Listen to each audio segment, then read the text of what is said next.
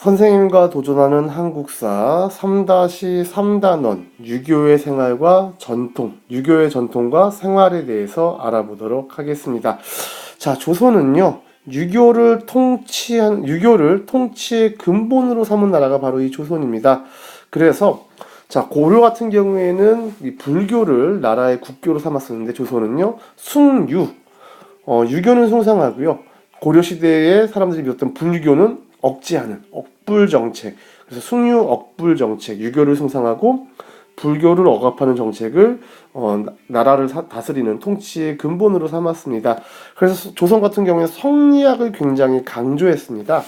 그 이유는 조선의 건국 세력인 신진 사대부가 바로 이 성리학을 받아들였고 이 유교 윤리와 각 신분이 지켜야 할 도리인 명분을 강조했기 때문에, 그리고 유교를 국가 통치의 근본으로 해서 사회를 개혁하려고 했기 때문에 성리학을 강조했습니다.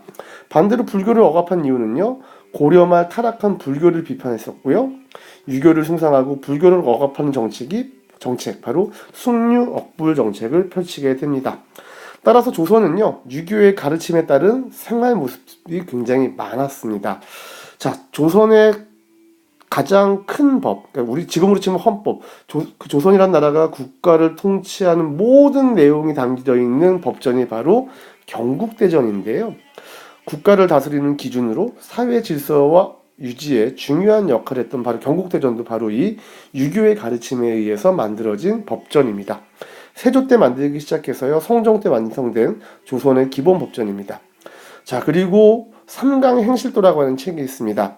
우리나라와 중국의 충신, 효자, 연려의 이야기를 모아서 글과 그림으로 설명한 책으로 세종 때 편찬이 되는데, 이유는 유교의 가르침을 잘 실천하도록 만들어 백성들에게 나누어 주기 위해서, 백성들이 그래서 유교의 가르침을 잘 실천하길 바라는 마음에 삼강행실도를 만들어서 배포했습니다.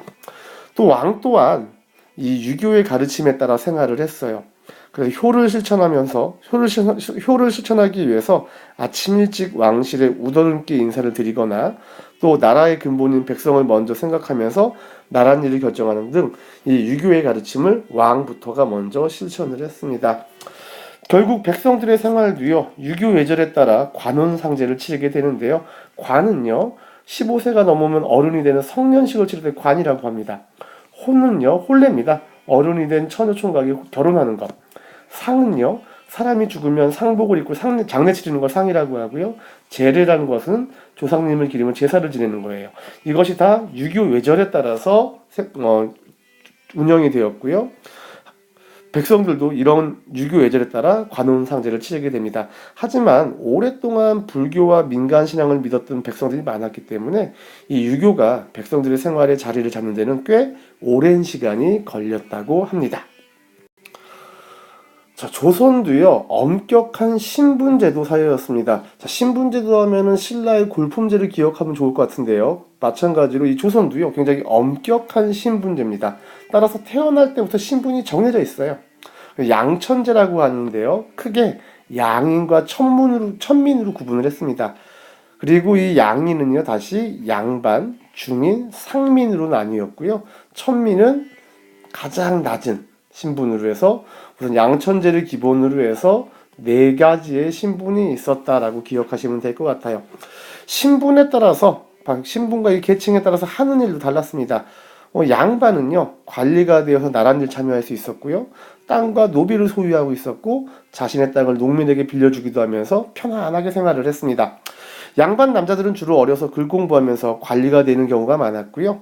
양반 여자들은 집안 살림을 배우고 자녀 교육을 맡아서 하는 등의 일들을 담당했습니다. 중인은 양반과 상민의 중간 계층입니다. 그래서 양반을 도와서 관청에서 일하거나 전문직에 종사하는 사람들이었어요. 지금으로 치면 의사인 의관, 그 다음에 지금으로 치면은 외교관인 역관, 통역관이죠. 그 다음에 화원, 지금으로 치면은 이제 그 그림 그리는 사람들인데요. 도화서에 소속되어서 그림을 그리는 사람은 화원이라고 하는데, 그냥 아무 그림이나 그린 건 아니고요. 나랏일에 대한 것을 기록으로 남기는 그림을 그렸던 사람들이 바로 화원입니다. 상민보다는 지위가 높았지만 높은 관직에는 오르기 어려웠습니다. 그 다음이 가장 많은 비율을 차지하고 있던 상민입니다. 이 상민은 농업, 어업, 수공업, 상업 등에 종사했고요. 대부분은 다 이 농업에 종사하는 농민이었습니다. 상민들은 세금을 내고 군인이 되어서 나라를 지키는 일을 담당을 했습니다. 천민은 가장 낮은 신분으로 대부분 노비였고요. 나라 또는 개인의 재산으로 여겨졌습니다. 그리고 천한 직업을 갖고 있던 백정, 이제 소 잡거나 돼지 잡는 거죠. 그다음에 광대, 무당, 기생 등도 천한 직업이기 때문에 업신여겨서 천민 취급을 받았다고 합니다. 조선시대는요, 이 신분과 성별에 따라서 사람들의 여가 생활도 달랐습니다. 양반 남자들은요, 바둑, 활쏘기, 시집기, 서예, 그림, 뱃놀이 등을 즐겼고요. 양반 여자들은 스노키와 투호 등의 놀이를 즐겼습니다. 일반 상민 남자들은요, 농악, 윷놀이, 씨름 등을 즐겼고요. 상민 여자들은 그네뛰기, 널뛰기 등을 즐겼다고 합니다. 자, 이렇게 일반 상민들이 주로 놀던 놀이, 즐기던 여가 놀이를 민속놀이라고 하는데, 지금까지 전해져 내려오는 것들이 줄다리기, 강강술래, 고싸움 놀이 등이 있습니다. 줄다리기는요, 정월에 마을 사람들이 두 편으로 나뉘어서 볏짚으로 만든 줄을 당겨서 승부를 내는 놀이였고요. 강강술래는 임진왜란 때 이순신 장군이 전술로도 이용했다고 전해지는 놀인데요. 전라도 해안지방에서 추석 전후에 여성들이 이렇게 달을 맞이하면서 원을 그리면서 노래를 부르면서 했던 놀이가 강강술래가 되겠습니다. 고싸움은요, 정월 대보름 전후에서 하던 놀이로 상대방의 고를, 즉 여기서 고를 떨어뜨리면 또는 땅에 닿게 하거나 떨어뜨리면 이기는 놀이가 바로 고싸움입니다. 자, 유교의 전통과 생활 핵심 개념 확인 문제 해결해 보겠습니다. 세조 때 만들어지기 시작해서 성종 때 완성된 조선의 기본 법정, 그렇죠. 경국대전입니다. 경국대전. 글씨가 잘 안 써지네요. 경국대전이고요. 세종 때 편찬된 이 책은 유교 윤리를 잘 실천한 모범사례를 글과 그림으로 설명한 책입니다. 네, 기억나시죠? 바로 앞에서 했던 삼강 행실도입니다. 네, 삼강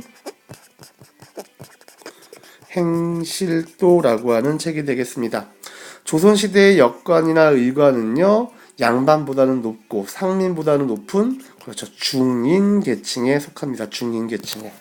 자, 그리고 조선시대 사람들이 즐기던 민속놀이 중에 강강술래는 임진왜란 당시 이순신 장군이 전술로도 이용했다고 전해지는 민속놀이라는 거. 자, 이렇게 유교의 전통과 생활에 대해서 공부해 보았습니다.